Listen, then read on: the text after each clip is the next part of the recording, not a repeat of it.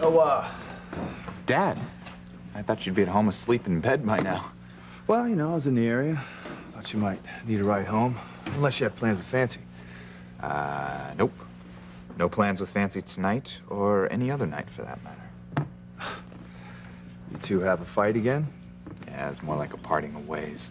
She did something that made me realize that we could never click as a couple. Oh, that's serious.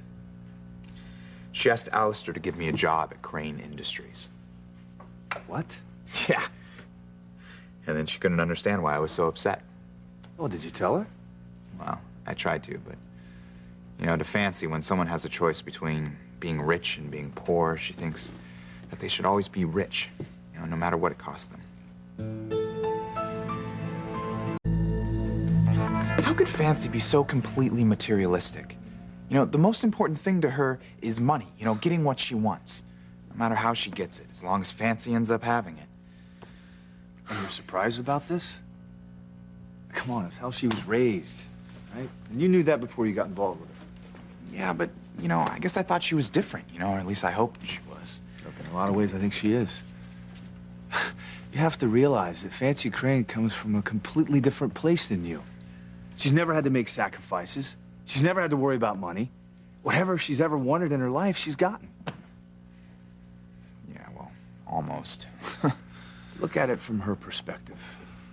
Like, our way of life is just as foreign to Fancy as her life is to you. Wait, what are you saying? Maybe it's best that you did find this out now.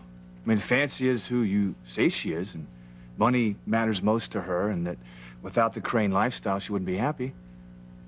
Maybe you're right. Maybe you're with the wrong girl. If Fancy really needs money to make her happy, then bottom line, I think you're with the wrong girl. But, you know, Fancy, she's innocent in a way, you know, and she's smart, and she's funny, and she's always up for an adventure. Of course, with her, it's usually a misadventure. But, you know, I care about her, I do. I know you do. I see it in your eyes, your smile. Look, I'm not criticizing Fancy, okay? She's not evil like Alistair. But you two are from completely different worlds. So there's no way it would work, right?